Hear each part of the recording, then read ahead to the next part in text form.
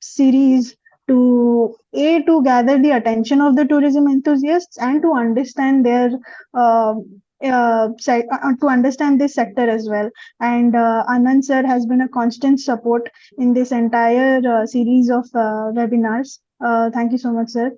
Um, we are waiting. We'll wait minute or two, and then we'll admit all the participants. So yeah.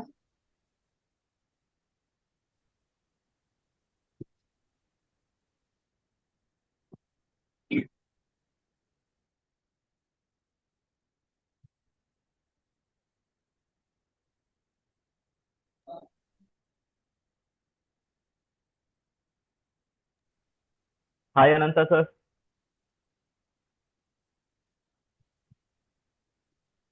तुम मदद को just 1 second, Jeet. Just one. Yes, yes, yes.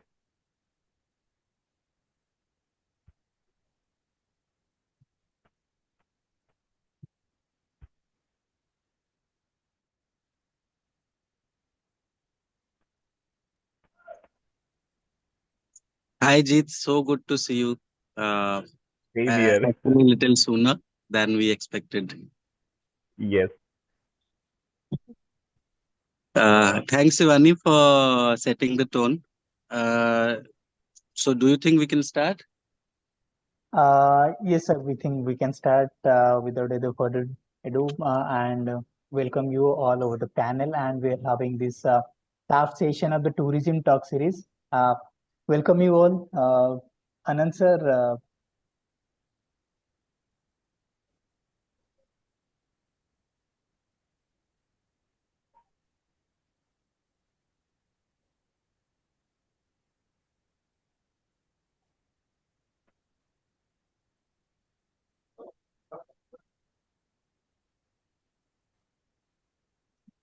Sorry Anand for sir, the. I think, I think we are ready to start. We can Yeah. start now.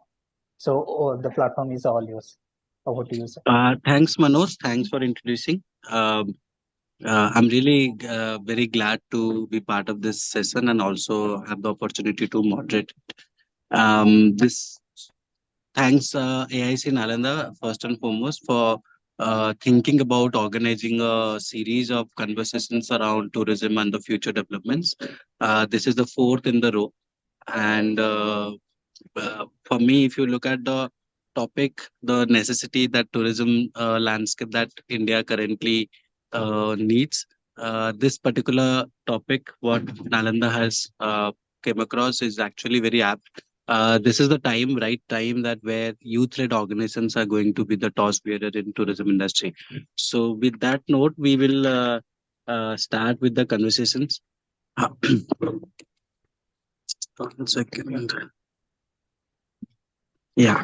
And the most interesting part of this particular panel and the conversation is uh, the panelists that we have. Uh, I just welcome Prerna, who who we both studied together. So it's been a decade of knowing, more than a decade, at least it's 15 years, 2019, where we both were students during our postgrad. And I've seen her journey throughout. She was in journalism very actively. Then she went into political advocacy. Then she found her call in tourism, and she has built a very beautiful organization called EcoFlow.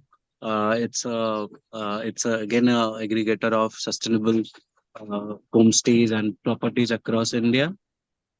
So we will have a lot of insights that Prerna has from her past experiences, from her journey.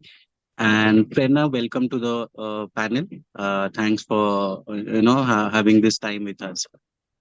Um, Thank you, Pranam. yeah. And next, I have Jeet. Uh, Jeet, very fortunately, I consider myself fortunate to learn from a lot of like-minded organizations across India when I travel and when I interact in different forums. So in one such similar opportunity where we were there in Chhattisgarh, Bastar, the uh, district administration introduced us with Jeet. So Jeet has this beautiful organization called Unexplored Bastar, and this is my assessment, own opinion. You can say uh, in India, if I have seen, I will rate top 10 youth-led organizations in tourism into sustainability practices.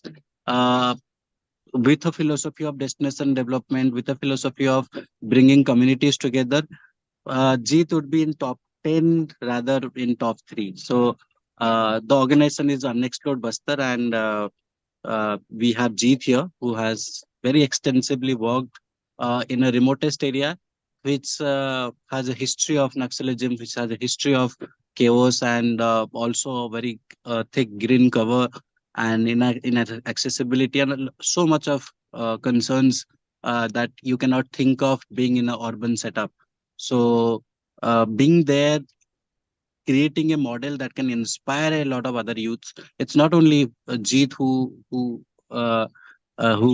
is the leader, but also he has uh, created a community of like-minded individuals of different skill sets, working in the same destination to collectively, collaboratively contribute for the destination in development. So they recently launched one of the campaign, Basta Collective. So he might talk about it in detail. So that's how I would introduce Jeet to everyone.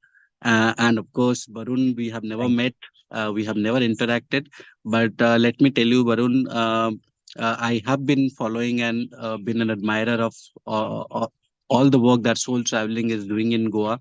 When it comes to walks, curated trails, I don't think anyone there in India who can beat what Soul Traveling is doing.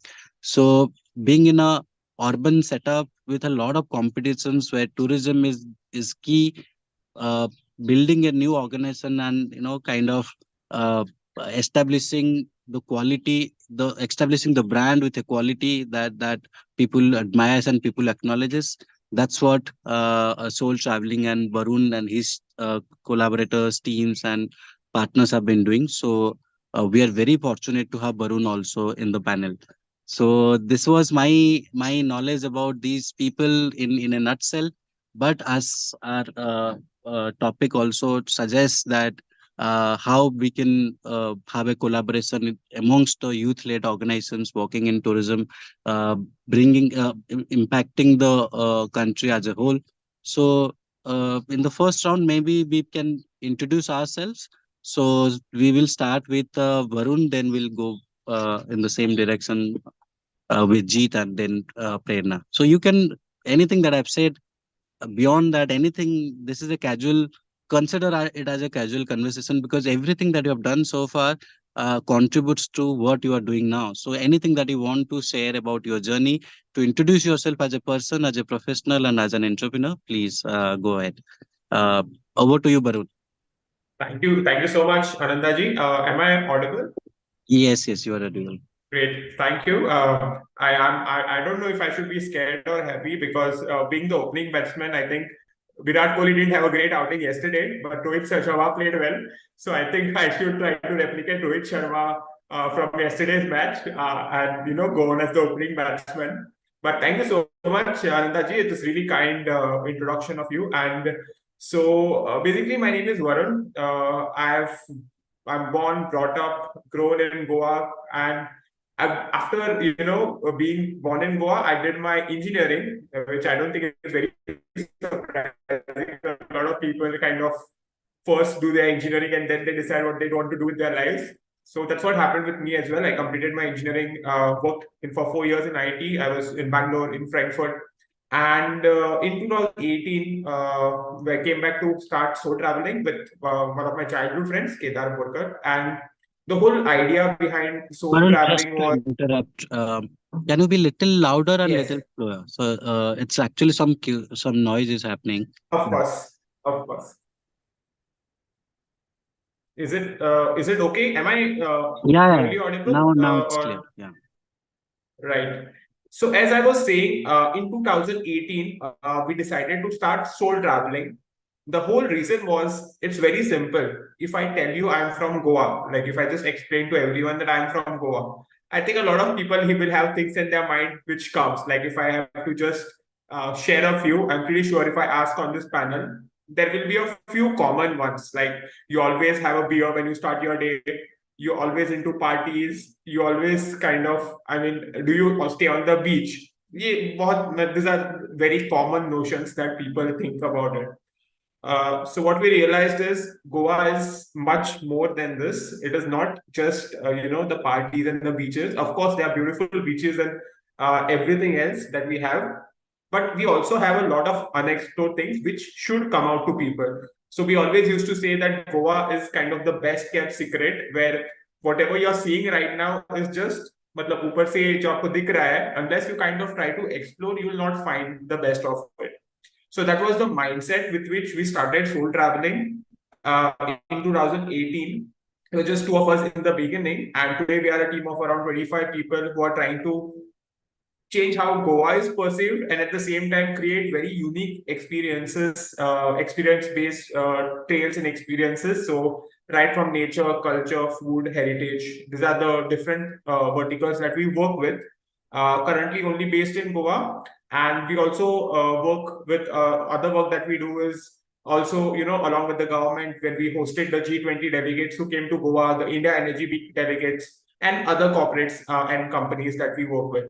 So that's more or less about me. As I always say that Goa is something that is very integral to me personally, being born and brought up here, having traveled to different parts of India and the world as well. It's just that I would like to say that Goa is something very unique which you can't get out of yourself whenever you travel, and I think a lot of you have experienced it as well, being either traveling to Goa or being born and brought up here.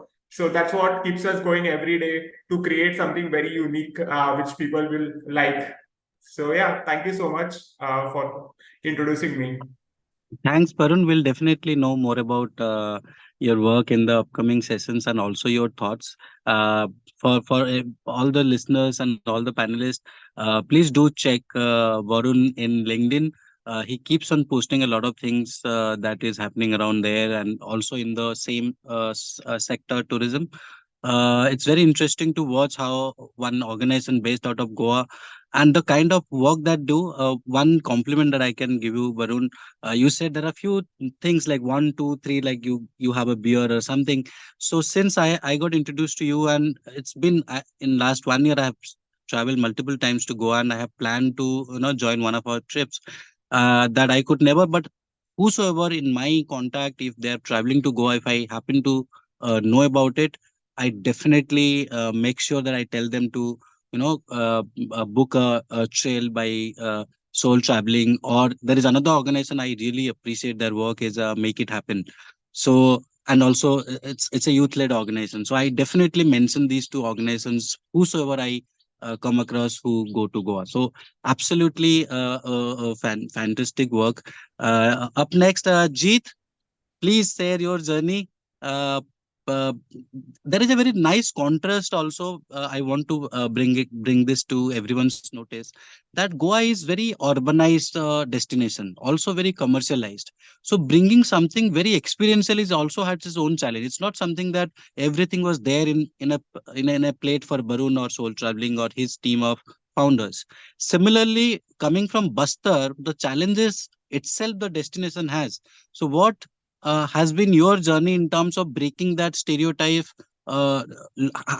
Majority of the people who also finds but there is something happening in Bastar, they don't go because of there are some cynicism. There is some common notion about Bastar and the landscape. So how did you overcome with that? And now you have become the face of Bastar in the tourism landscape. Up to you, Jit. Yeah, hi. Thank you, sir. You been here and we been in touch. We are learning together. And recently, I got introduced with Varun as well. So it's people from different areas are inspiring each other. That's how it is happening.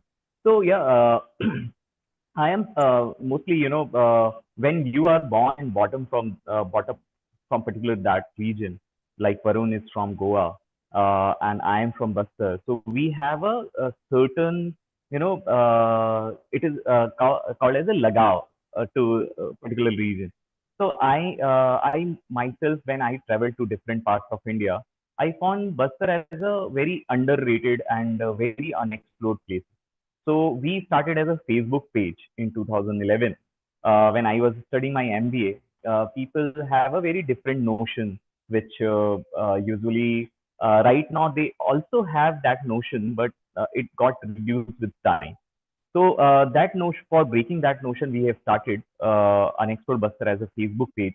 And after my corporate stint in 2015, I formally started Unexplored Buster. Now it's been 8 years. We are impacting many lives, and we wanted to change perception of this area, as well as changing perception of area, as well as linking the livelihood uh, of tourism with the local people. That's what we wanted to do. As well as, it is very important to conserve the local, the environment and the culture. So, tourism for us is a tool which can, which can do a lot of good things to the region. So we got a benefit of tourism in perception building. There are many livelihood which got created. There are many conservation efforts has been taken. So we are working multiple destinations, multiple locations. Around more than 3,000 people are connected with this concept, and so it's a kind of a journey which every day there is a challenge, and every day there is a happiness that we are impacting lives of the people, and we are doing something for the environment and the culture of this region. Thank you, Ananti. Uh, Thanks, Jit. It's truly remarkable what you are doing, and I'm not saying it just by to please you. I have seen your work on ground. I have been noticing you. Like we have been interacting all through these days. Good to see whatever you are doing and creating Thank a you, sir. benchmark for many youth organizations that are in their pipeline in India to come. Moving next to Prerna. Uh, I'm really glad to see you, Prerna, here. Like few days back when this poster was shared in our WhatsApp group, like people started in our group congratulating both of us. We have a WhatsApp group when we of our batchmates. So it's very, for me it's also, it's a personal milestone to share the screen with you. And what a journey that you have. I've known you as a person uh, who was always vocal about anything that is going wrong in the society. You got into politics as a student career, then you got into journalism. You pursued very high level of journalism, then you move to tourism. And what you have actually created, I give that example to many. So AIC Nalanda as a startup incubator is very much into tech enabled platforms. And to be very honest, the tech enabled platform that you have created through EcoPlore has been uh, it's a very good platform. It's something the need of the hour. Uh, it can be leveraged in future, obviously, that you can tell us more about the organization. But how did you reach this point where you decided that whatever I've done so far, this is what I want to do, and you did something brilliant. Yeah, Prerna.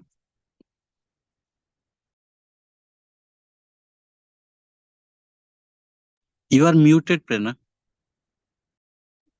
Yeah, thank you, Anant, for the introduction. And it's really a nostalgic moment when we were batchmates and today we are on the same panel. So it's very, very interesting.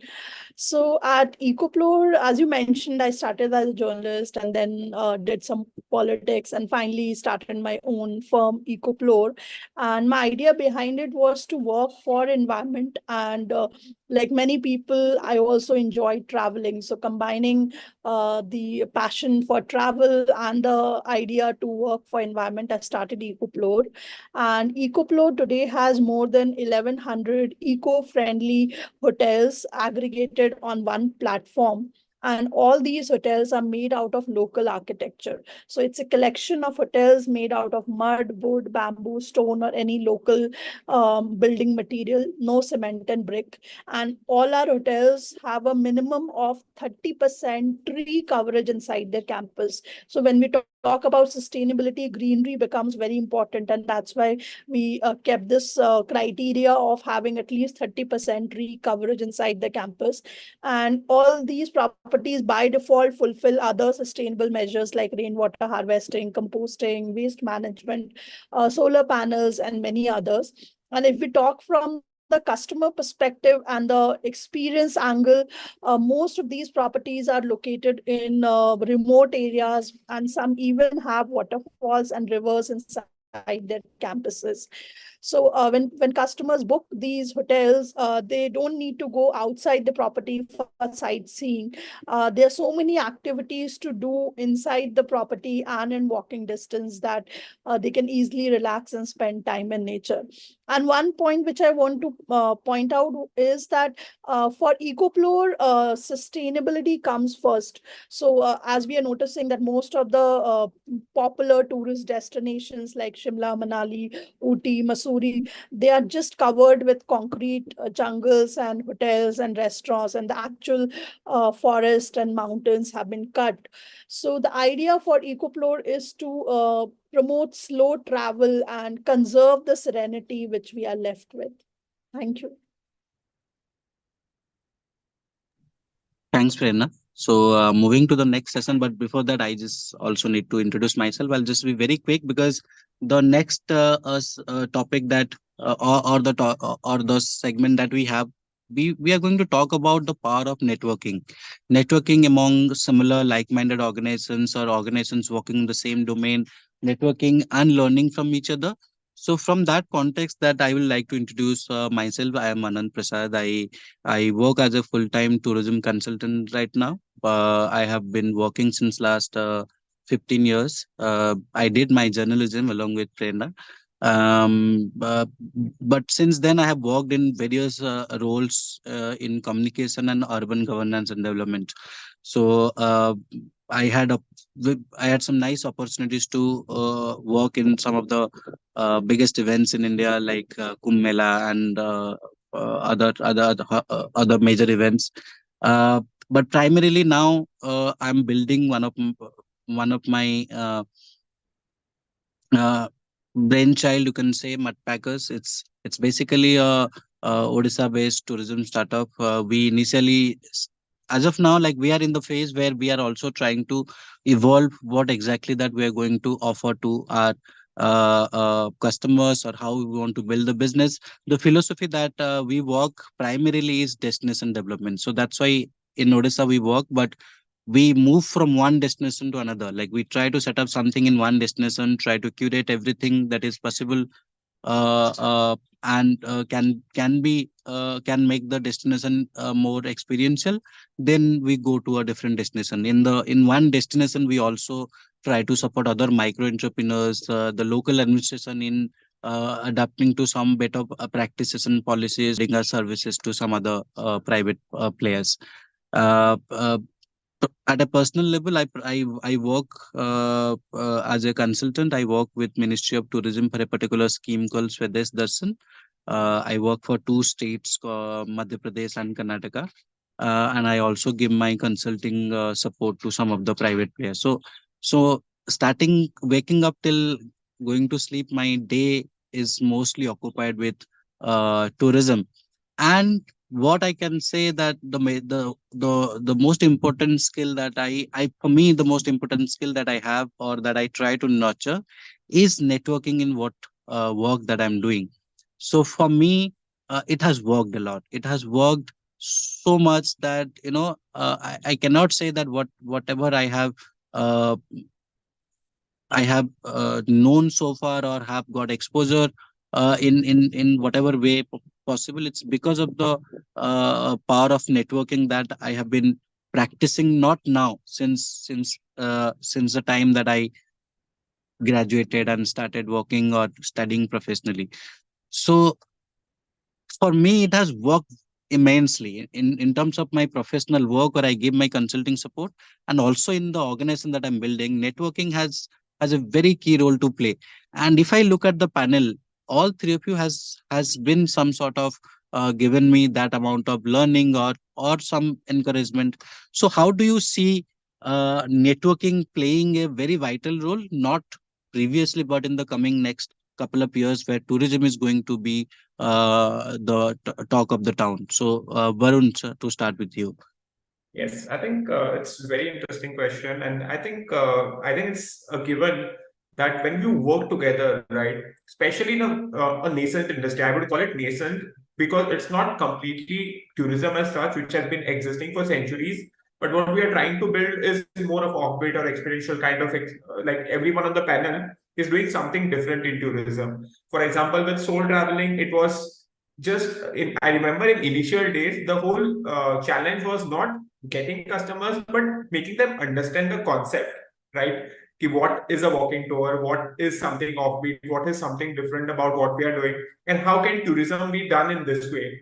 And it was given that this cannot be achieved by us alone.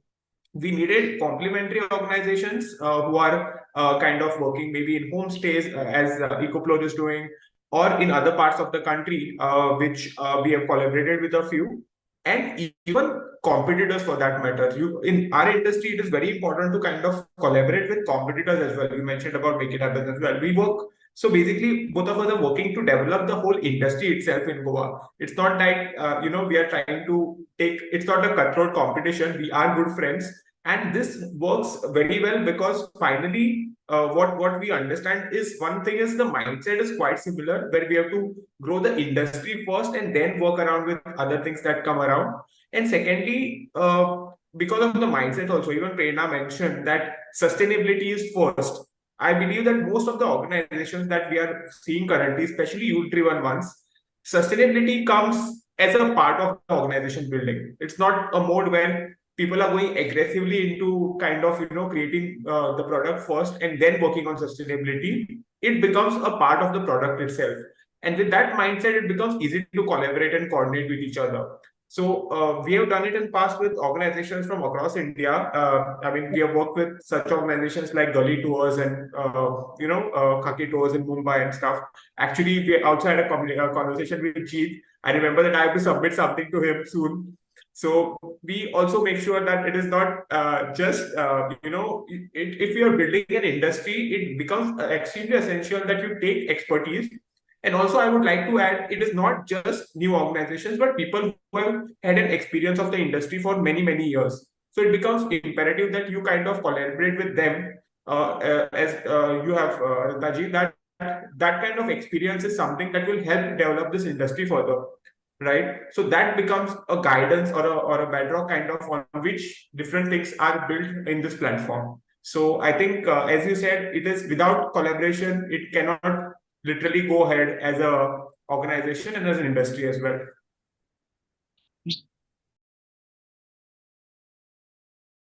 Question to Jeet, and Jeet is also a guy who does a lot of networking and he knows a lot of people. At least a lot of people now know Jeet. So, how is life, Jeet, before you networked with so many people and after you networked with so many people? What has made networking been a differentiator for in the journey of Unexplored Bastar? Yep. See, before anything else, I am a traveler, and being a traveler, Absolutely. it itself is a networking thing. You travel to different places, you meet with different people, you share your journey, you listen to their journey, and then you become a lifetime friend. So this is how it happens. So before anything else, I'm a person who travels a lot, and learns from the culture and other organizations as well. Because but people want to travel Bastar, they want to come here, experience culture, see the nature here, see the craft of Bastar. But they were not finding any person who can take them to different places and give them the unique experience of Bastar. So I got the fortunately, it's I believe that this is kind of a responsibility of me. The universe has chosen me to do some part, you know, to this is my part, this is my karma to be in Bastar and do my job. So that kind of a when people people contact me, just they want to get some kind of experience. So this is how the connection network become a stronger and stronger day by day. The administration want to work with the local community. So we have a very good connection with the local community. We have a trust of local community. So if administration want to do and implement anything, they just ask us. They want to implement certain thing on a sustainable tourism space. If tourists and any tour operator who want to come to Bastar and sell the experience, they want a very local partner who can who can look after all the experience as well as the safety thing, which is there. Obviously, there is a safety thing uh, in other people mind. So that is the second thing. And the third thing is the community also wanted to raise their voice. So we become their their bridge. Something if the community want to communicate to outer world or the administration or the tourists, so we become a bridge between. So it's kind of a bridge between administration, like your role, Ananta sir. It's like a bridge between the local community, the tourist, and the administration. So this is kind of a, so the network being a very offbeat place and it has a certain bad publicity. It becomes very important that you have a good network to promote the place and promote the idea. Like Varun was mentioning that it's kind of a building a ecosystem of sustainable tourism enterprise in India. So it becomes very important to share our learning to the world so that people get inspired and do something to their land. It's become very important. So this is how I think that it's very important to share the journey. It is though Unexplored Bastar and anybody's the model is very copyable model, but the market size is so huge that there is a space for organization like us. There will be always a space like that. Absolutely, So absolutely on point. yeah. So this is how it is. While networking, the last point I want to mention that we get maximum of the business from reference. So if I not do any kind of a network, then the reference things will die soon. So that's the reason why I always active, though I wanted not to be on social media, but because of the business, because of the impact which we wanted to have, I am there on social media. I am there on WhatsApp. So it's Yeah. very important for enterprise like tourism industry uh, can't even think of not having in the social media. So network is very important. Thank you. Yeah. So, Prerna, how do you see networking as a key element? How it has impacted you as an entrepreneur? So networking is the key to survival in any industry, I'll say, not just tourism. And today, like on one panel, I know Jeet personally, I know Anand personally. So this is the power of networking, that we are there together on just one platform. And like in our case, we have 1,200 eco hotels partnership. So that has happened only because of networking and references. So I think, I mean, without networking, you cannot survive. If you want to survive and grow, you do need to network on a constant basis. Yeah, so with that note, there is something which is very common with all the panelists is that we have intended to like, or it is by default or by choice or by chance, we have worked in some of the remotest or offbeat destinations, and to make it a popular tourism destination. So it's same with Jeet, it's same with Prerna, like working in properties which is very remote. And also, you may say that it's not the same with soul traveling, but let me tell you, there are so many things. Like I'll tell you impact, Varun. Like obviously, we are very it's very common to get know and get an update about Goa. People keep on keep their plans on for Goa on time and again. So, but not many people. So I had never came across the discussions or post or stories or say updates about places like Devar Island. So I'll tell you the trails or the trips that you have in your catalog in the website or social media.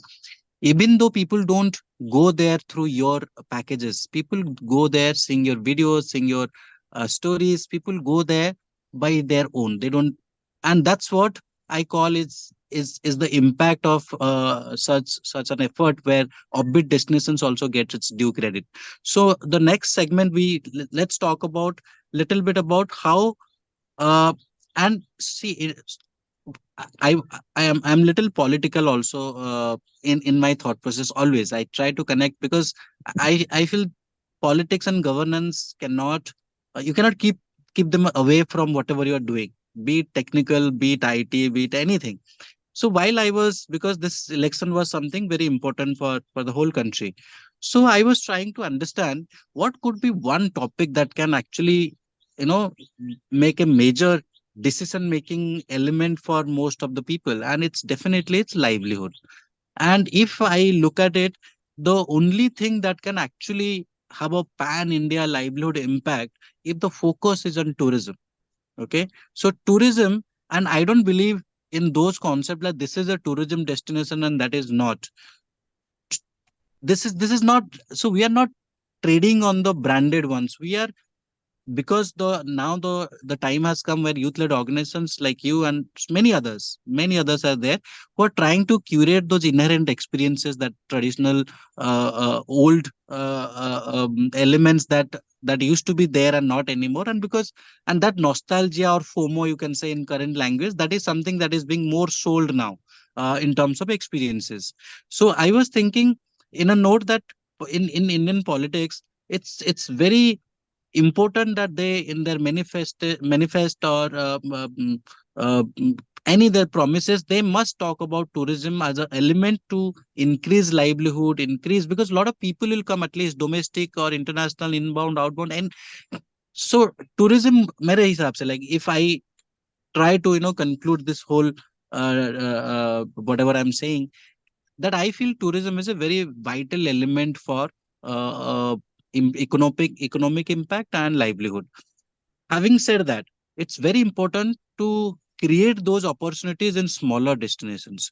So, from all of your experiences, even I have also worked in some of the areas where this has impacted. So, what has been your you can say one major driving force, like, or maybe one challenge or something, some of your observations on developing tourism on a offbeat destination where not people usually don't go to, or people usually don't have a very positive feeling about a particular destination or ignorance. So, Jeet, how do you see this?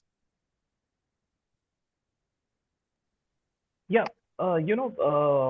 working in a offbeat location has some kind of a unique challenges. When tourists, because offbeat location doesn't have the infrastructure which tourists look forward for. The roads, the basic roads, and some facility at the destination.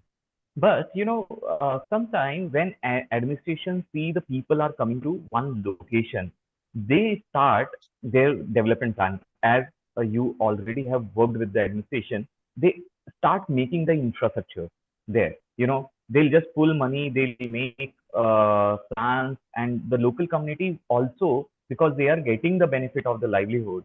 They are not able to connect, what's happening there, and if they are getting the livelihood. So, the challenges with the administration.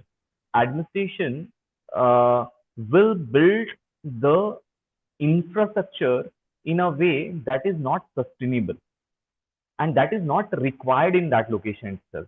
You know, people want to go to see the nature, and if you make nature trail with a concrete thing, so the the entire scope is lost.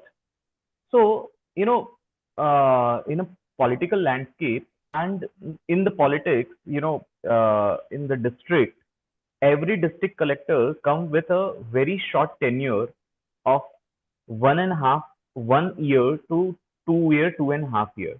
They want to create the infrastructure and they want to impact and they want to promote the destination on those areas only. And the next collector or next DM, when they will come, they'll have a different mindset and different, they will focus on other sector as well. So it becomes a challenge for the destination to sustain in a way. If we, if I'll summarize this, if we can, if that organization like us or the government, if they make a long-term master plan for the destination, it should be layered, 5 year plan, 10 years plan, and 15 years plan based on the capacity of tourists and based on the future projections. Then it will give good results. But it doesn't happen like this. If tourists are coming, they need to get a first thing is getting the road, electricity, the CDA, and all those things, the stairs and everything. So that kind of a mindset is there. So this mindset has to be changed, and I think that the government is very, very, very important in promoting destination and creating a sustainable, because you don't have, even if Varun or be Prerna, we can't build infrastructure which is required. We can only, as a ecosystem, we can only tell the administration and the government that this kind of infrastructure should be built. So they should have the panel where they should ask the people, the young people who are, as you have mentioned, that they are considering the sustainability as a very important factor in their business. So they should consider their opinion as well. So, one question to this, what you were saying, Jade. Um, so just not to be being very modest, if you can answer, do you think, like, with Unexplored Bastar doing so many things that they are doing, and also there are similar other organizations in Bastar also. Some of the organizations also pretty old. जैसे रिजवी जी का है, उन्होंने बहुत सालों से he is doing. So, do you think whatever you guys have done in last couple of years, that has impacted the livelihood and the impacted in a better way for the destination? Yeah, How do 100%. you see this? Yeah, 100%. See, the collaboration is the most important thing in the tourism sector. And if we are working in offbeat area with a very common goal of promoting the location and also running the your own business, then the network becomes. So there are many people like Shakil Rizvi, Rajneesh Vyar, there is Rizwan, there is Mohit, there is Bindu. There are so many people who are working in different, they do have expertise. Yes. So someone has to anchor it. So Unexplored got the opportunity to anchor all those organizations, and we become a part of team who is promoting this destination. So it's very important for the in terms of the collaboration. And when you collaborate and go to the administration, they also listen to you. If Jeet will be going, they'll not listen. But if 10 people will be going and speaking on the same direction, they will be definitely, it's a citizen centric development. We want citizen centric development. Yes, if I talk about your experience, Barun, how do you see promoting some last mile destination like Diwar Island or some I forgot the name of that temple which gets submerged uh, uh, Yes. in yeah yeah, that particular how do you see it's basically people where whosoever are coming to Goa, majority, when I say majority, I may not give a percentage to it, but majority of the people come to booze around, people come to party, people come to just for a just for a break. So how do you see creating such last mile experiences is impacting the local community in because I am also very interested if you can talk about your the people that you have hired locally to conduct all the works, and how did you reach there, and also how has been your observations and your experiences with working with the local administrations. Is there something that their role is there to play with you, or maybe the police, or maybe the waterways of people? So how does this ecosystem work for you in last mile destinations? Yes. So I think the challenges that we face as soul traveling and Jeet faced at Unexplored Buster are a little different, but there were a lot of similarities. In Goa, the problem was not of tourists. I mean, as you know, Goa gets a lot of tourists regularly. So that's not a problem at all. The issue was sometimes there were some places which were overpopulated, overcrowded because of tourists, and there were some which was not getting enough tourists at all, and getting also making sure that people who actually understand, actually respect the place, and people who are able to kind of understand getting those kind of tourists and making sure that they actually have things to look forward to in Goa was the major challenge with us, because currently, as you know, there are a lot of restaurants, a lot of parties that happen, a lot of beach related things that happen. But if you just go to the other side, there is not too many experiences that you could actually look at, right? So that was the challenge that we faced. And secondly, Goa was competing with a lot of other destinations. We had destinations like, say a Thailand. So there are choices that people make whether to go to Goa or go to a Thailand or a Bali. So the facilities that Bali has or Goa has are kind of, a tourism point of view, they're quite similar, but the experiences point of view was very different. We did not have, apart from the all cheap booze kind of marketing that has happened already and the casinos, there's not a lot of things to sustain that Goa can actually compete at that level. So that was the challenge that we faced, and we had a lot of people moving to other destinations across India and across the world as well. So that is the reason that we needed to create ecosystems or experiences which explore the other part of Goa as well.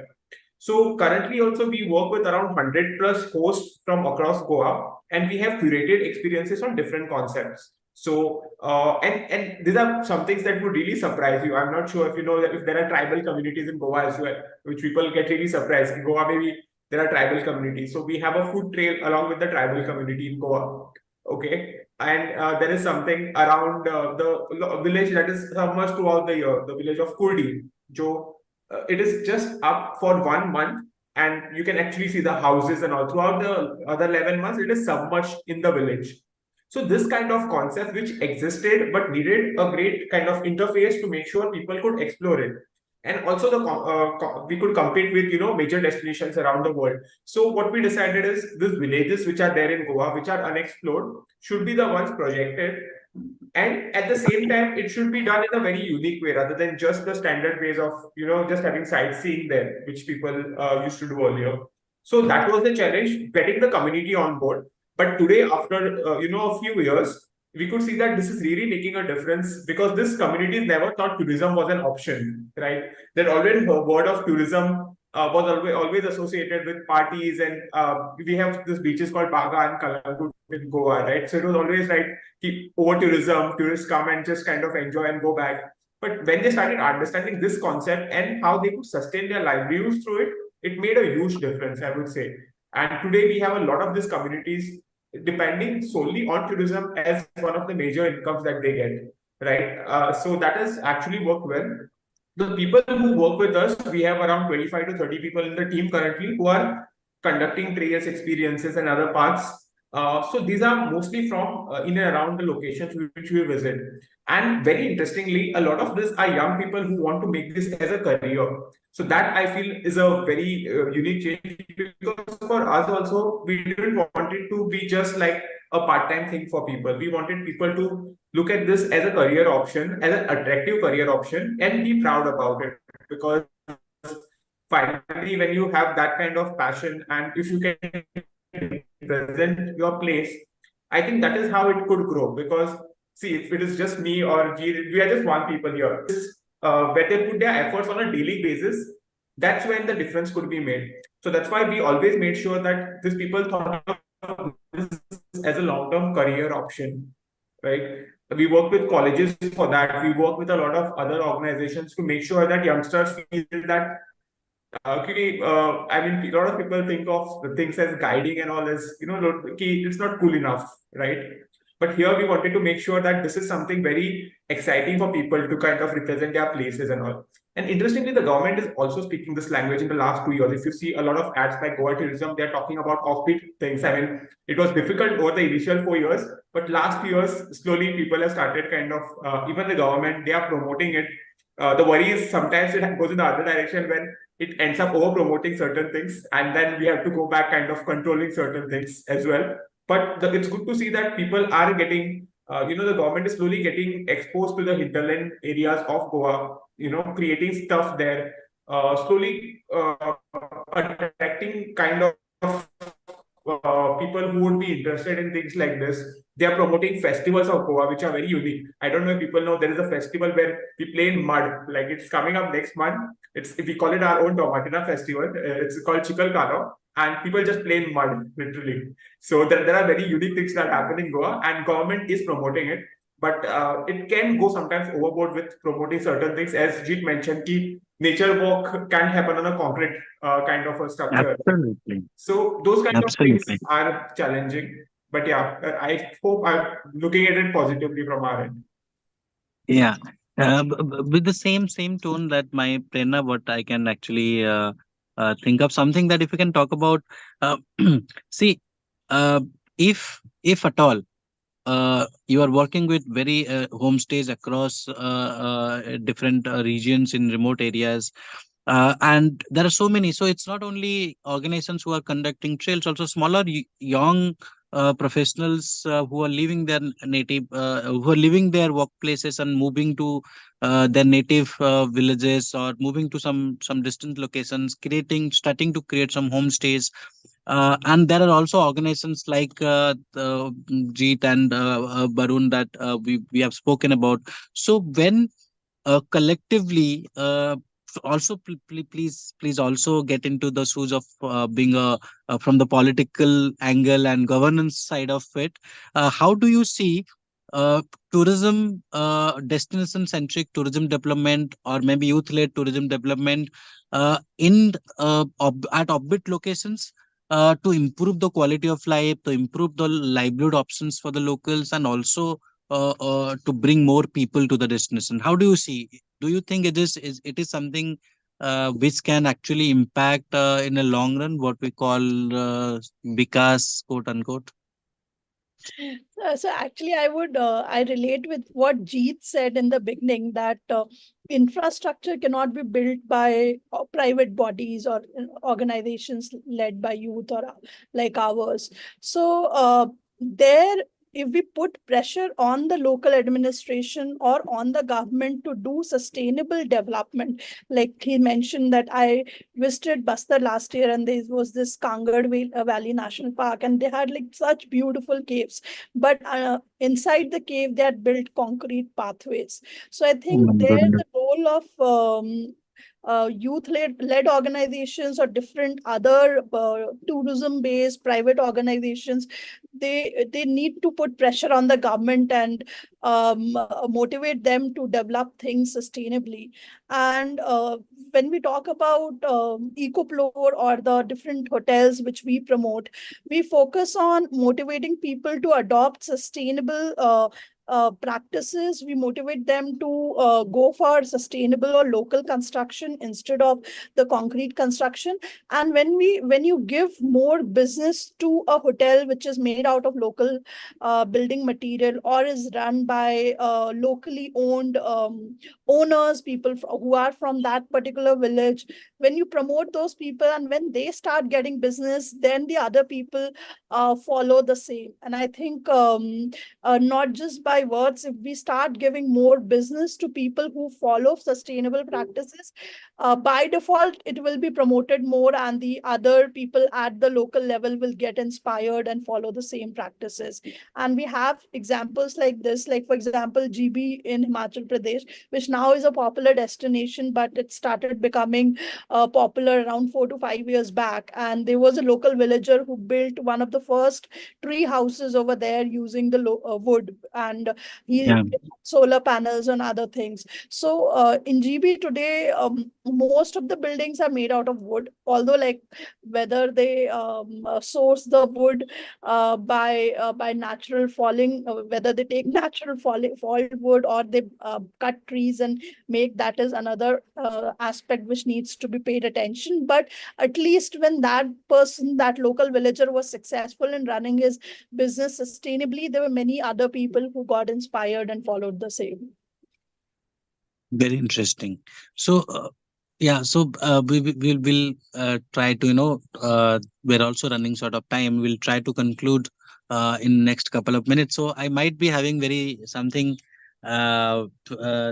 very personal experiences I'll ask you about. So one, while working with so many properties across India and different remote areas, uh, can you share any? So we are trying to understand what kind of emotional relationship or bonding that we generally create through our work with the community. So any such bonding that you would like to talk about from any of your properties that you interact with, because you one very good thing that I would like to mention, that whatever properties that you have onboarded, you have made sure that you have traveled there, experienced them. So it takes a lot of time to uh, have that 1100 properties registered. So I was really amazed when the last time we met you said that story. So any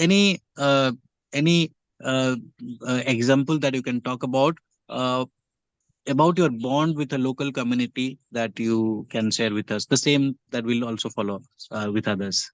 So one thing which we pay very special attention to is what is the thought process or mindset of the owner or the manager who is leading and running that property.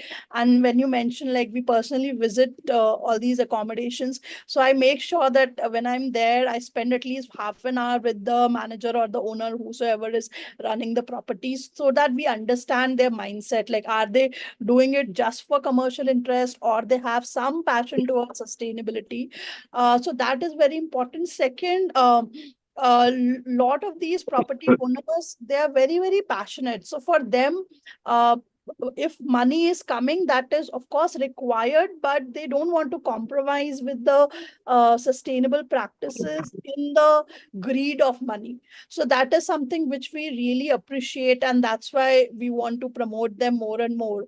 If you talk about any specific relationship, I think we have a personal relationship with most of the properties which we promote, and we do take bookings for.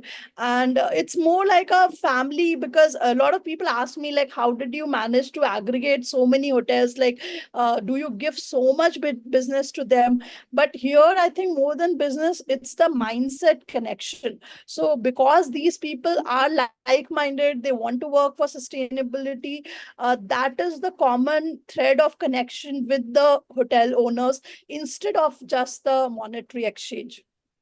Very smartly answered, Prerna. Uh, uh, so True. How about you, Barun? Like any instances, like some memorable instances from your early days where some memory that you can share, like some journey elements. Okay, it feels like a long time, but yeah, I mean, so for us also, the whole idea was Goa is kind of a very close knit community, right? People really kind of have that very strong connection with the place. So I remember earlier days when we used to go to these villages, ask them more about it. We would have to spend at least an hour, and especially with the people who have experience, who are on the older side. So we had to spend at least an hour, 2 hours in our initial curation to get maybe content worth 5 minutes. But that content of 5 minutes was so worth it that it would the actual trail, entire trail would be like just it will just lit up, right? And they should come forward on their own. People from different parts of villages would want to share these stories. And when they found that people were taking interest, that is when it would kind of, their faces would light up literally. So I remember this time when we visited Kanpon. So Kanpon is a taluka in the south of Goa, and Yeah. you have a lot of hilly areas, a lot of wildlife sanctuaries and all inside. And then we have a tribal community where we took a few people, and the whole reception that they got there, it was like the way they were received. And after they went, both the guests and the host were so happy. They were like, "This is what we, have not done for so many years, and this is how it has happened." So that whole satisfaction, happiness at the end of the day is beautiful. And that's, I think, as Prerna mentioned, it's more than just money that comes to you at the end of the day. So I think that has happened on multiple times where even Goans who have come for the trails, they're like, we didn't know this about Goa itself, right? So we have actually literally had, a few of our ambassadors are so passionate that people have cried at the end of the trail that this is something that we have not really seen in Goa. We did not expect to feel at home at that level, where maybe it's a small birthday that someone is celebrating, or you do a small prayer for them or something small like this, and that's where they remember at the end of it. And we have had many instances of this happening. So I'll be lucky to be a part of this, because it doesn't happen in a lot of other jobs as well, where you could have certain kinds of things that come about. So yeah, if that's what I would like to share. And what about you, Jeet? Yeah. So in my case, this is my family. The community is my family. Uh, the love which I get, this is what I say. मैं बस्तर में कभी भूखा नहीं मरूंगा. अरे Every वाह. every village has my house, and every village know, not by my name, some tourism wale bhaiya, you know, tourism wale Manish, from my team name. It's they even don't able to pronounce unexplored Bastar, but they know that this wo chasme wale bhaiya, ye wo wale bhaiya. That kind of a love which we got from the community, this the love, there are many challenges and we don't impose anything to them. It's a very slow process. They been this is very new concept. The tourism is very new concept to them. So we are not imposing anything कि ऐसा hospitality होगा, वैसा hospitality करना है, and all this. Whatever you are able to do is the best, and we are not, if a person, because the tribal community, they don't drink milk, we are not imposing to serve them paneer at the location, uh, so we are not changing their cultural thing. So this is where their pride comes into the picture. So that भैया ना चश्मे वाले भैया, वो हमारे ना पनीर खाने के लिए नहीं बोलते, ये नहीं करने बोलते. So that kind of a love which we are getting, that we are not changing the culture. And as I mentioned that I have so many homes now, so I am the most lucky person here. Really impressive. Yeah, so I would mention about one of the incident, or mention about a person. So I have been working in different capacity. Like at times I'm a government consultant, at times I'm a private consultant. So I keep on traveling to different places for destination development works. So one such destination that I worked last year was Kuno. So Kuno National Park. There is this national park in MP where cheetahs are there. So, I was fortunate to work there and spend extensive time So I was consulting to, I am still consulting to a particular firm called Evoke Experiences, who is given by MP Tourism the charge of developing destination across around Kuno. So very interestingly, how we approach, I go and I spend some time there. I randomly find people, talk to people, chai wala, nai wala, dinner jahan pe karu, dhabe wale. ऐसे random दोस्त keep on making to find my ultimate destination ambassador, whom I can, even if it's not necessarily that there is someone who is already working in tourism, someone with a lot of interest, you can, as Varun was mentioning, not so current generation, uh, this is the need of the hour, that they should see tourism as an alternate career option, not as an alternate, but is a definite career option. And parents should not also be very at the very discomfort. So in all this, so I was exploring, and I was introduced by some of the organization about one particular boy.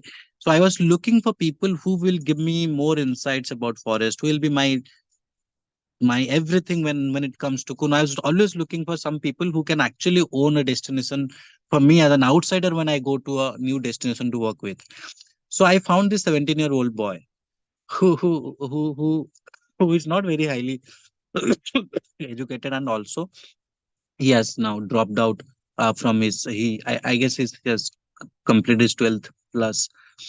Um, so he was trained by the forest department, like many other 100 odd people or 100 odd youth would have been got trained. So he was trained by a very nice wildlife organization called Last Wilderness Foundation. So he was trained by that organization on cheetah tracking. So what happens in India, in Kuno, you'll be very surprised. Cheetahs are humanly tracked. So earlier there used to be collars, but it affected their health, and some people, some cheetahs, sorry, died because of that issue. So whenever they have different enclosures, whenever the cheetahs are being open in the field, so it's the duty of the forest department and the employed people from the locals to track cheetah physically, because now it's a project, it's a conservation project, right? So we don't know what exactly happens. Also, you need to change the mindset of villagers might kill out of curiosity, and how. So I met this boy, and so I spent around 7 8 days. We went inside the forest, and I was having few other professionals with me, and we were discussing how we want to build the destination. And he was observing us, and he was not giving a lot of inputs, but what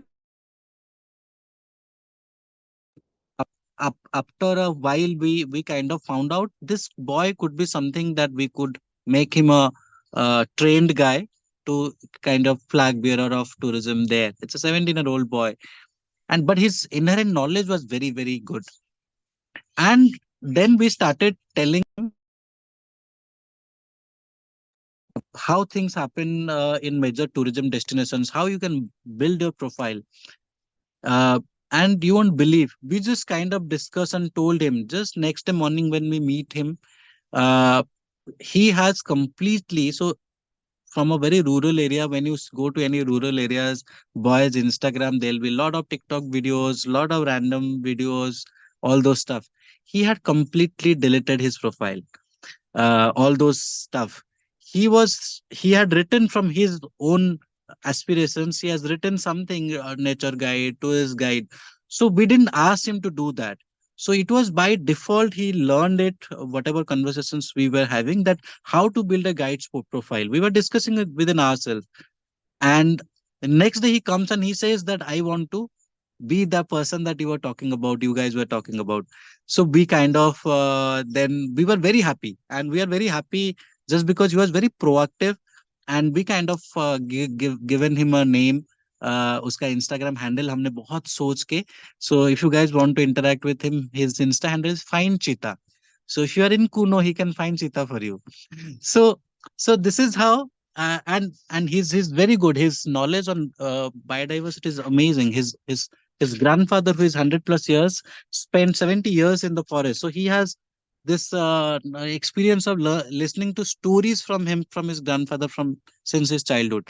So so when you actually talk with him, his whole learning is from his local native stories, his grandfather, his parents, his uncles, and now he understood from an outsider who I have not been to since December. I have not been there, and he and me, we both curated India's first Cheetah Safari. India had never official Cheetah Safari, but in December we all we curated for Evoke experiences in that December month. So this is the impact, and now this fellow has now trained other cheetah trackers who are senior to him, who are juniors to him, how to do business. There are different hotels now. So this company that I'm working with, they are coming up with a resort. There is a MP Tourism ka own resort. There are private parties coming in.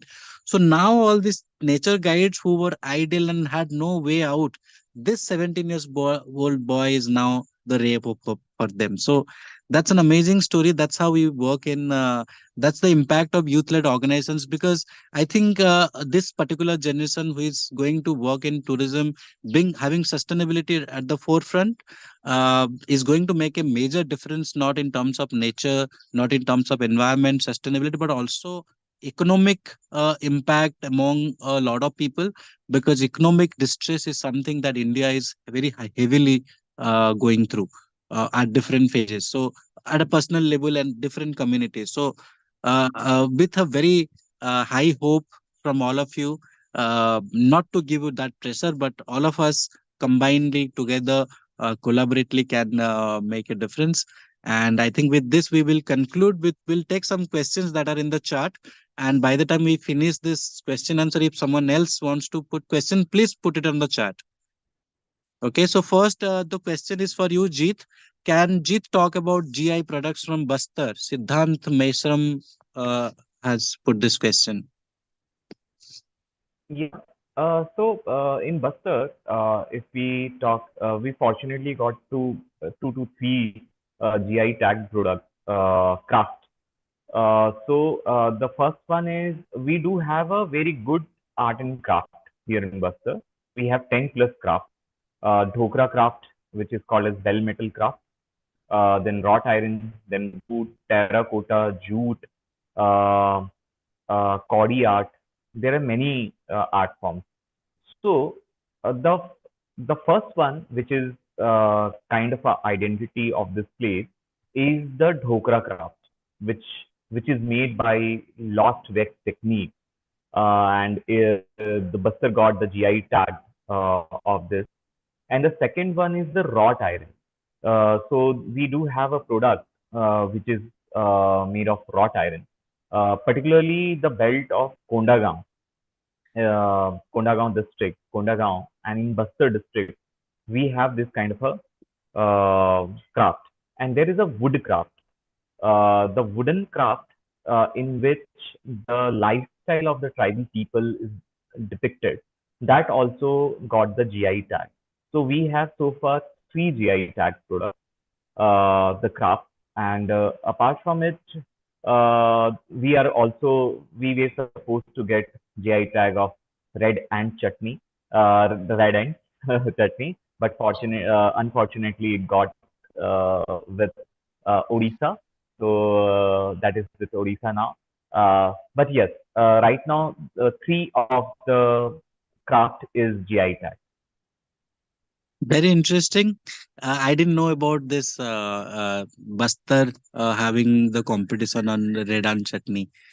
So last Yeah. December, for all of you, we have a farm stay in Similpal. Similpal is a national park in Moribund district, where this red and chutney has got the GI tag.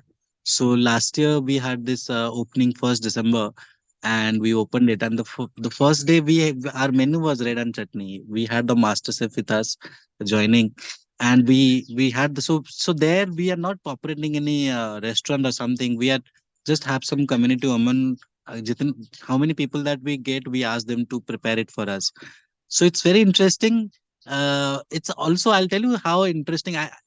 We had not operated in Similpal before, though it was in our plan. So for someone to experience this particular same can happen in must be happening in through unexplored Bastar. You go to source the red chutney, then you go to market public hard to collect it, Like you can experience both. Then you sit with them and you collect. So the green mirch that goes with it is also a unique one. It's not something that you can buy from market and put it there. So they're very skeptical about their own practice, and then you eat it. It's amazing. It's amazing. Nice to know, Jeet. The next Thank question that we have is for Varun.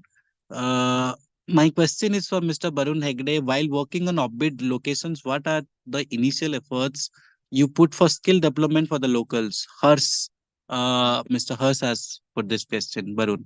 Okay, thanks. So before going to that, I would just like to add to the previous question. Goa has many GI tags, one of them being for Feni, which is a liquor that we make out of cashew. So I think Goa is kind of unique in that regards. But coming to the question where we spoke about the upskilling or skilling of people in the rural area. So initially for us, we needed to identify what kind of experiences or tours that we would want to create in hinterlands. So say if it is related to nature, then we would have something like a 1 or 2 like a 1 month kind of period where the initial curation would take place. Now that would include the basic knowledge related skilling as well as communication related skilling, because sometimes there would be some expectations that would come into picture. And also what was very important is that the people from communities that we work with had never, they're not professional businesses, so they don't they would not look at it as professional business, but initially things that they do in their homes normally. So there are things like, someone is not well in the family, we will not do the experience today. All those things can come into picture. So you need to kind of streamline and make sure that the tourist and the community kind of come on the same interface. So that initial 1 or 2 month period of getting them, having kind of a handshake where you understand issues, you kind of solve those problems. That real-time solutions also took those 2 months, and that was very critical in the long-term development of the community. At the same time, we even the people who join our team, the first 1 month is completely into training about, because what happens is even about Goa, about the local food, about the local concept, it's not very prominent that these things are taught in your regular curriculum, right? So there were some things related to that basics which had to be communicated, as well as the things related to public speaking, to making sure that you can communicate your information effectively. So these were the 2 areas that we really worked, initially, for making sure that the communities and what was expected from the industries was kind of matching, right? And further on, we also work with different colleges and different organizations with respect to knowledge specific training. So some things about, say, the GI products that come in, some things about different concept of Feni or food and stuff like that happens. So this is kind of regular kind of skilling sessions that we have. Apart from that, the actual craft that they do, for example, there are some artisans and stuff like that. The actual craft, they are already top notch on it. So you cannot really get into that. Just how to project it, how to make sure that someone who comes in actually understands that in a good way is somewhere become as a bridge. That's what I would like to say. Okay, we'll go to the next question. So before the next question, if you want to put any question, you can put it on chat. On chat. So Shreya Raichura is asking, how can we promote more of the sustainable tourism to the current generation who are living the fast-paced life and have only weekends to go around and chill and do not know the concept of slow traveling? This is question number 1. So please, whosoever feel comfortable, please answer this question. Maybe Prerna. How to change the perspective of young people to travel slow and travel consciously, travel sustainably? So it's a very difficult thing because everybody is so restless, like they want to scroll their screen all the time. And weekend getaway has become the norm of the travel. Like to today, everybody wants to go for long weekends and weekends. There was a time when 15 days, 20 days, 30 days summer vacation was there, and people used to visit their grandparents' house, and that was a kind of vacation we used to have. So I think everything takes a circle. So people who, I'm not talking like youth may not be the right people here, but those who have explored the world, those who have seen the kind of development which is happening all around, they are now returning to villages. So they are now settling back in their own village or buying a land somewhere and just living there, practicing organic farming and living a slow life. With regard to youth, I think maybe it's the age right now to explore and have weekend getaways. And a few years later, they'll also realize it, and they will like follow slow travel. But anybody who is getting aware and who is more conscious and mindful, they are choosing slow travel. Yeah. So I'll just add one small line here. It's how I feel about it. There are two ways. One is people with having like people like Jeet or Varun or Prerna or me, whosoever are running their organizations, their marketing strategy actually changes a lot. It's not on one person's work, it's a collective because India is a massive country. So changing a perspective, a narrative across youth, you are not looking at any particular geography, but as a large. So, how the organizations who are offering their services or offering slow travel as an experience, how they market it and how they reach to the larger audience is something that will work. Second, Prerna has created a platform, say EcoPlore. So there are Barun has his organization. There are uh, uh, technologically driven platforms, or there are organizations who are very much having good presence in social media or branding. So those organizations also people follow. So it cannot be a collective. It cannot be a definite approach, but it is a collective one. So that way, I think the change will happen, and also because it's about slow travel, it will also go slow. I feel so. Yeah, Barun, you're saying Can I something. Yeah, please. Yeah, so I think there are two things. I think a lot of times we push certain things historically with youth as well, that you should like something because it is old, right? We have a lot of these things where which is put. I think what we should look at, and what I think Jeet and Prerna has done very capably, is making it cool. It's simple that Jeet has kind of made Bastar cool, and Prerna has made eco traveling cool, and that's what resonates with the youth. Is what I feel, that this is something nice to do. It's not something you're forced to do, right? It's something that they enjoy doing by themselves.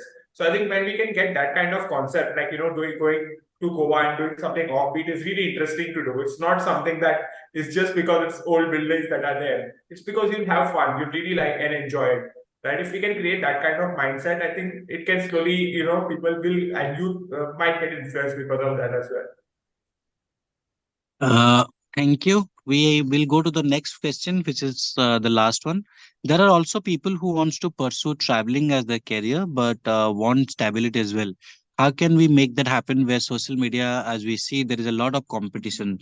Uh, okay, so I will put some point here. Then maybe Jeet and Varun, they're very actively hiring. So every time we'll see these people are hiring. And also Jeet had started uh, giving training to people to create more startups. So to create more job opportunities. And I work in the space where my sole aim and goal is to influence more people to pursue travel and tourism as a passion, as a profession. Let me tell you how. I work with three different organizations at the same time. All the organizations in tourism, whatever money that I get, but I'm getting good amount of money, which I can say is good, or a personal level. At the same time, I see a lot of such organizations where I work, they don't have enough skilled human resource when it comes to tourism or destination development. So in India, there is a lack of tourism professionals. Absolutely, without any doubt, I can tell you. Having said this, there is also a very beautiful institution that Ministry of Tourism has started called IITTM, Indian Institute of Travel Tourism Management. Um, They have different campuses across India, Noida, Gwalior, Bhubaneswar, other places, and also have a campus in Goa for water sports. They create every year, they create they have BBA and MBA courses, so they create professionals who can work on tourism sector. There are so many tourism organizations, tourism colleges who have tourism as bachelors and masters. There are tourism professionals being created. But I see, this is my personal opinion, that Barun and Jeet might you know rectify later when they talk about it. I feel the tourism professionals that are coming from studying the tourism is is is actually taking it as a very corporatist job. So it's more of a, when you go for a destination development, the curatorial and creative effort is highly needed. So uh, and there are also district administrations also hire a lot of people, like Jeet knows, Bastar, it's a small district, but still there are consultants who are working with district administration. I know there are districts in Odisha who hire people for different skill sets in tourism sector. Every state tourism department has PMUs where professionals are hired. The There is a scheme that I was telling you. I'm working in a scheme called Swadesh Darshan in India. Uh, the scheme has a mandate of developing 2 destinations in each state. It has a 10-12 members team to be placed at each state. So what I'm saying, if your skill sets are matching to what the industry needs now, your industry here needs a lot of skill sets that are not there in the domain. There are PPP experts, someone who has done good as an MBA or an economics, or understands the value of money or economics, has a very bright career in tourism sector. Someone who is very good in IT. Every destination wants to get into a digitized, want to create a digitized IT solution for the destination in from tourism perspective. Someone who is very good in law has a lot to play in all these collaborations, in contracting, in mergers, in acquisitions, in so many things, and also in working with government tenders. Legal is a very strong element for startups who are working in tourism. A lot of places you go and you do suppose you take a property, you have to do a lease agreement, and whatever you get from a normal lawyer, you might not get the exact safety and security net that you can have. Like Prerna's model is based on the agreement, so legal support is also required. Architectural support is highly required. Design skills are required. You name one skill, I can tell you that it is definitely there in tourism domain. So if you are confident about your skill, if you are confident about that you can connect the skill to a particular segment in tourism, there is opportunities for you. It's not only in 4 figure or 5 figure, it's also in 6 figures. So there are opportunities. Now Jeet, Barun and Prerna, you can comment on this. This will be our last question. After that we'll wind up. Yeah. So I'll just start with this. You know, the competition. I will just talk about the competition. You know, organizations like us is built on the very principle. You know, that it has a value. So any competition, if it comes, but it will not beat us because it has a value. And if there is a value, then you create something remarkable. That's one important thing. And it's about career. You know, Ananta sir has mentioned very right thing that we require people. Every 2-3 months, I post something that I need some person, for the walk, for the some consulting project, something there. We required a lot of people, especially the skilled ones. You know, working in offbeat locations like Bastar or any offbeat location, the main issue which we face is not the business. We face the human resource. So we are not able to get the act, skilled human resources and the people who actually want to come to a location which might not be seen as a place where it's not like a Goa, which is very considered as a happening place. You know, you will be here doing a rural development job rather than traveling job. You know, that kind of different perspective is there. So I would say that tourism is when you grow in tourism, initial days you might be getting less amount, but initially when you are getting more and more experience adding to your profile, then you will be like something else. You will be earning in like anything else. Yeah. This is the best time to work in tourism. Let me tell you, for anyone who is listening to this conversation, next 10-15 years is for tourism. So if you're at an early age of your career, you should forget everything. Get every skill that you can find in and around you and get into tourism. Yeah. Barun, you are saying something. No, thank you. And Anantaji and Jeet have covered almost every point, and I think that pitch was brilliant. I'm pretty sure whoever is listening is either wanting to get into tourism or regretting that they are doing something else. I think we need more ambassadors like you for tourism, Anantaji. But I think I completely agree. What has happened is there's so many very interesting things within India that we have overlooked over the past few years. We have always been looking outside, right? Just going to global destinations and stuff like that. But the storytelling within India has happened in the last 2 to 3 years or 5 years, I would say, at a very good level. And this will only improve. Like next 10 to 15 years, this is just going to go up. Especially experience-based tourism, where you kind of do slow tourism and sustainable tourism kind of things. This is on a rising track. So now is the best time to kind of get into it and also do something that you love. I mean, that is also one thing that I think people are realizing, that you need to spend more and more time doing what you love. So if you like traveling and if you want to be a part of this industry, it's really it's time that you can put in that effort. Because as Jeet also mentioned, initially there might be it might be a little slow here and there, but the growth is quite at a very good level compared to the other industries. So I think again, I would not like to add much more, because I think this is a brilliant, which has already been covered in a very good way by the panelists. Thank you so much. Thank you so much, everyone. Can we have Manoj back? So Yeah, I'm Manoj, back. I am thanks. here. Thanks. I think we are running 30 minutes late. It's 6:30, but we have covered most of it, and we are now at your disposal for to be disbursed. So please, Manoj, Before- take it ahead. Yeah.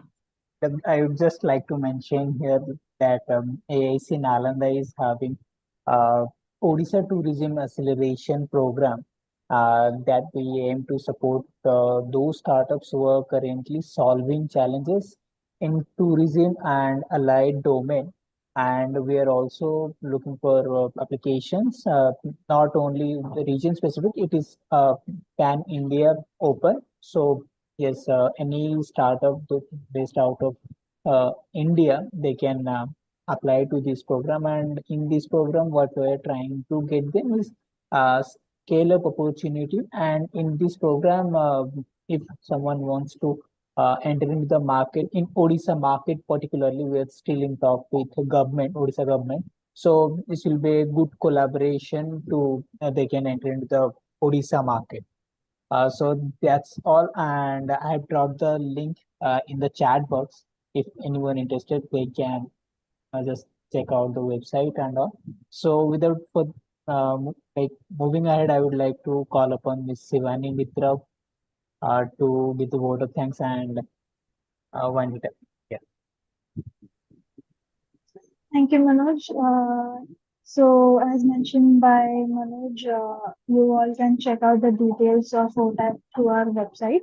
And I would like to thank all the speakers for this very insightful session to understand the challenges and challenges faced by the startups and the importance of networking and everything shared over the panel today. Thank you to all the participants for joining. You all can connect with the panelists through their LinkedIn. You can always check out AIC Nalanda's profile in all the social media channels.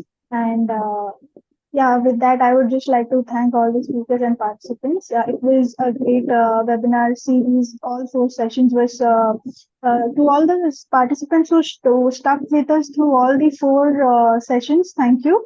And it was great to understand the insights of the tourism industry. AIC Nalanda aims to keep on introducing such initiatives. Thank you. Thank you, everyone. With Thank that, you. I would like to conclude. Thank you, everyone. Before leaving, I just want to have a last, just piece of information for everyone. So, from Mudpackers, we have taken up this new destination. Like, we are actually registered and based. Our home base is Puri. So, 7 July is the famous Rath Yatra is happening in Puri, Odisha. So we are starting a new backpacker hostel in Puri. It's a very small boutique place that we are trying to curate, and we'll curate experiences. We have a campaign called Sikhetra Walks, where we will do a heritage and spiritual walks across the ancient city. So if anyone who are traveling from your known people to Puri, please let them know we are there at their service. Like our presence in destination, not necessarily that we help, like we want bookings, but also we facilitate a lot of things being in the destination. So Puri being a very busy destination and a very crowded destination, so we are there to offer any service to any stakeholder if they face any difficulty. So we are there in Puri. If this July, if you are there, please let's meet. Thank you everyone. Thanks Jeet, thanks Barun. It was very nice to Thank talk you. to you. For the first time, I was interacting with Barun, and thanks Prerna, and thanks everyone for joining. And it was indeed an amazing session. Thanks a lot. Thank you. Thank Thank you. you. Thank you, everyone. Thank you. Thank